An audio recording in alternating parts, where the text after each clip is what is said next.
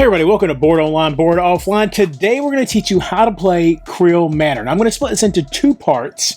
The first part will cover all the components in the game, give you some explanation about the components, and then we'll go into the setup.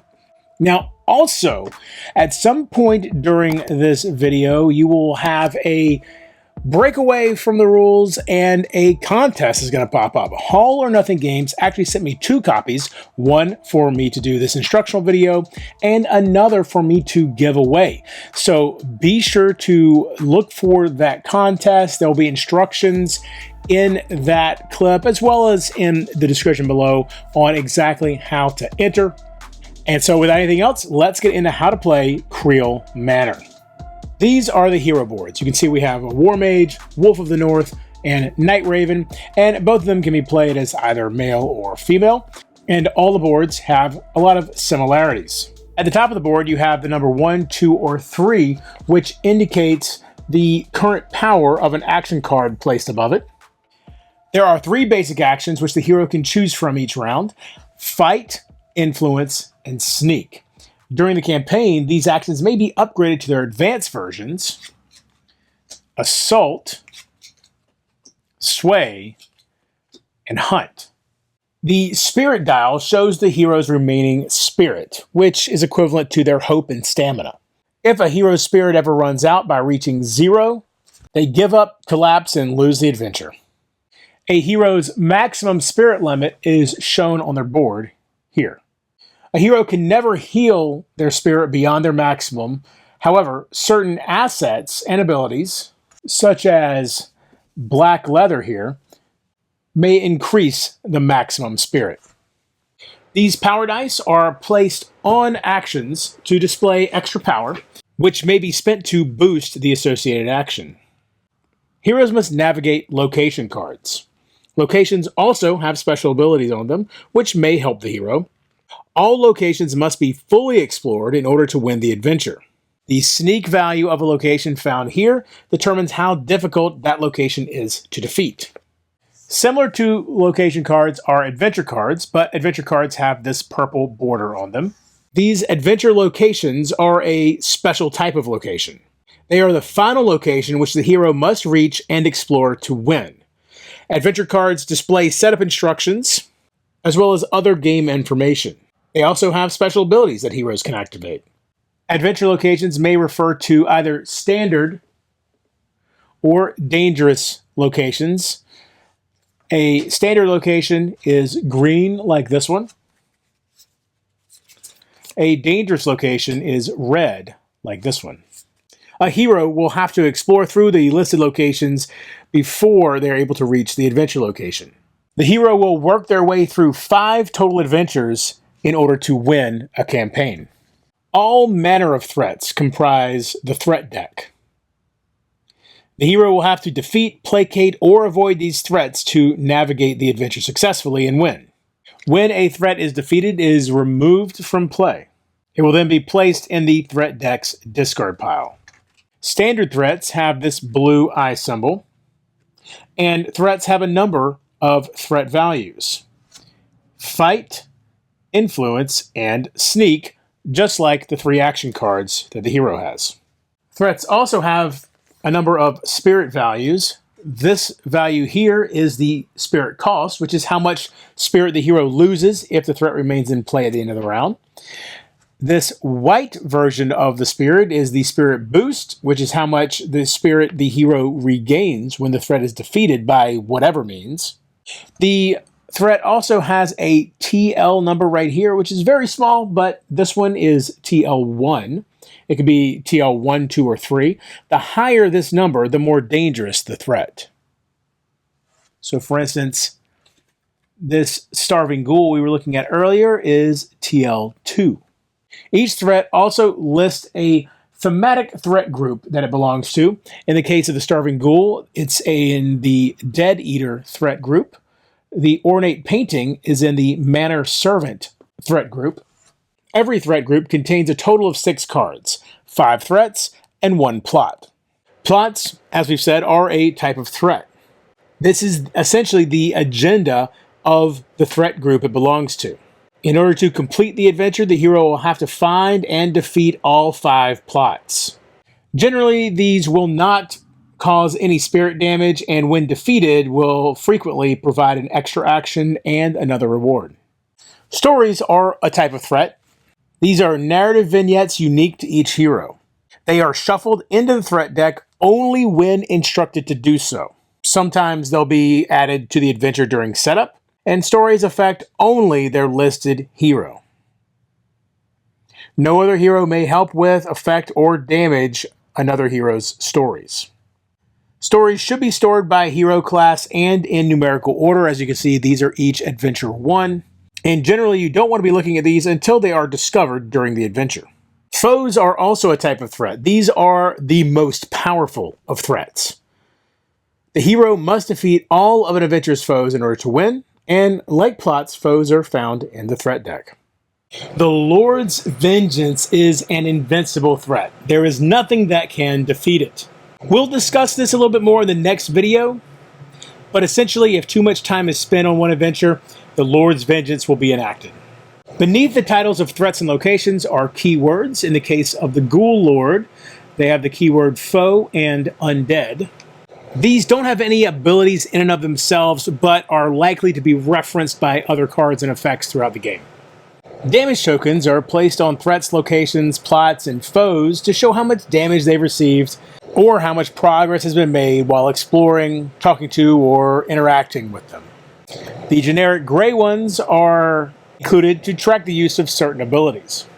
Generally, if a threat has matching damage tokens equal to or greater than at least one of its threat values, then it is defeated.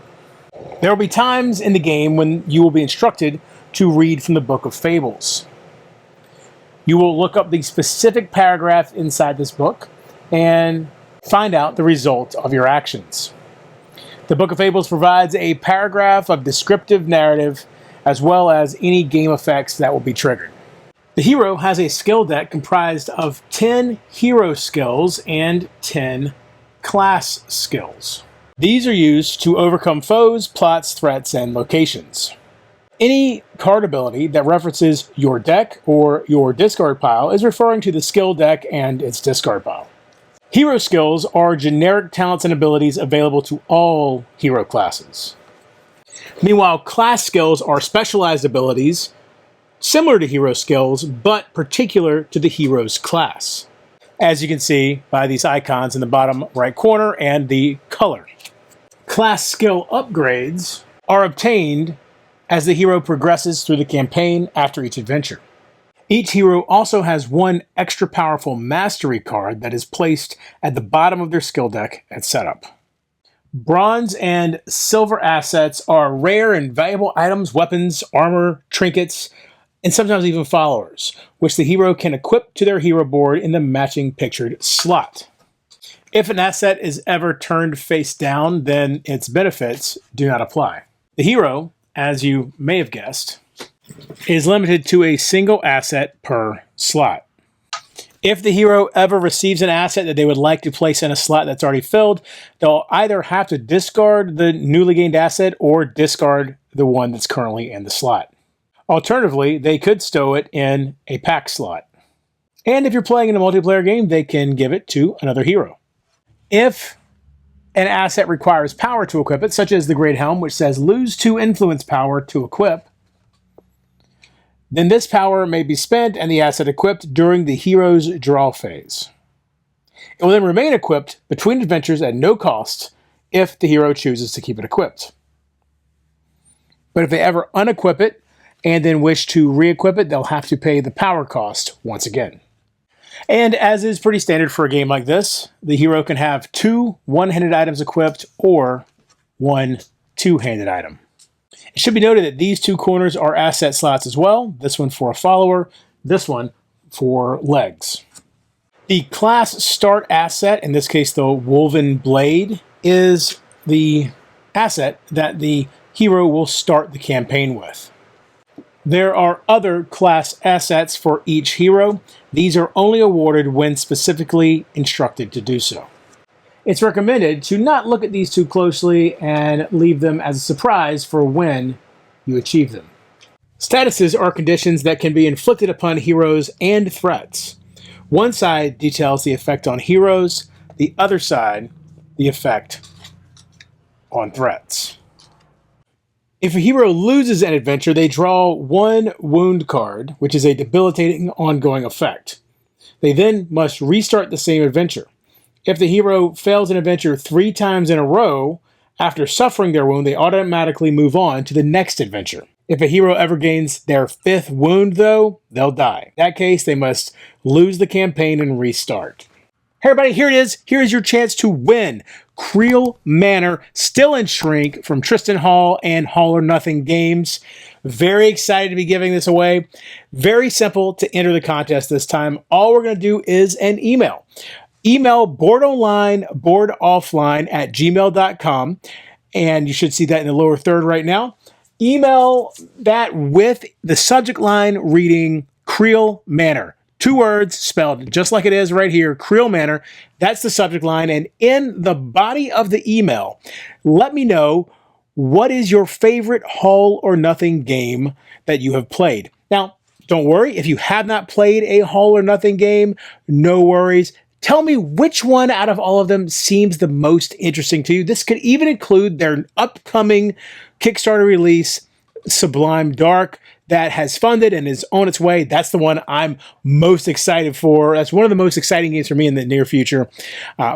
Just so you know, my personal favorite from them is the Killforth series. I have Call of Killforth, Shadows of Killforth, and Gloom of Killforth all put together into an All of Killforth bundle, and I absolutely love it. It's phenomenal. So much fun.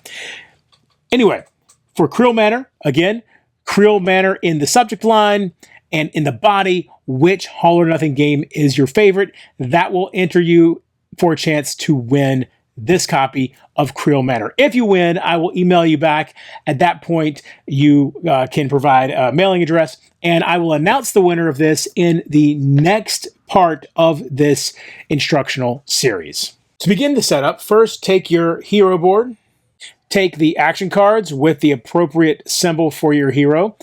Place the fight action, basic side up, over action power 1, influence, action power 2, and sneak, action power 3. Once a hero has upgraded one of these, then they'll start an adventure with it advanced side up. But until then, they always start basic side up. An easy way to remember the 1, 2, 3, fight, influence, sneak.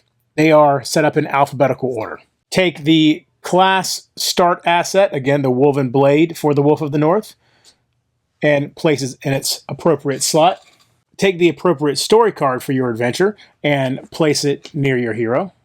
Take one of the 10 class skill cards that match the chosen hero symbol and add it to your hand.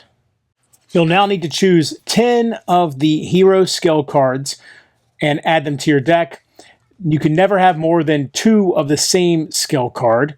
Also, if you look on page 18 of the rules, there is a recommended setup for your deck with these skill cards. Now take the 9 remaining class skill cards and add them to the 10 hero skill cards. Shuffle them up to form your skill deck. Take the hero's mastery card, place it face down in the play area, and place the deck of skill cards directly on top of that. Set the spirit dial to the hero's starting spirit. Gather 1 of each color power dice and set them nearby. Choose an adventure. For your first game, select Adventure 1, Great Hall of Kreel. Follow its setup instructions to assemble the threat deck using 5 steps as follows. So, for this game, we'll need the Deep Dwarf, Manor Guard, Manor Servant, Vermin Swarm, Wild Claw, and if you're playing with 3 or more players, then also the Scale-Tongue Lizardman. So normally, you'll be using the first 5. Once you have those 5, then you will remove the plot card from each of them. So you can see here I have the Manor Guard, Deep Dwarf, Vermin Swarm, Manor Servant, and Wild Claw. And we're going to shuffle them up and then create 1, 2, 3, 4, 5 stacks. We'll now check the adventure and see that we need the Goblin Chief Foe. Here he is. And the Goblin Chief goes on S4, meaning stack 4. Right here. If you had any stories that need to go into the deck, they would go into stack 4. For the first adventure, you will not have any that need to go in there. Now, take all of the threats from those 5 threat groups and shuffle them together. And now deal them out one at a time on top of the stacks, just like this. It's okay if the stacks end up uneven in number. Shuffle each stack individually, starting with stack 5, then stack 4, and place stack 4 on top of stack 5, stack 3 on top of stack 4, stack 2 on top of stack 3, and as I'm sure you've guessed by now, stack 1 on top of stack 2, just like that. And now your threat deck is complete. Next, we'll need to create the shadows. This is next to the threat deck and represents hidden threats stalking towards the heroes in the darkness of the dungeon. Place a sneak 3 token to the right of the deck. Place a sneak 2 token next to that, and a sneak 1 token next to that.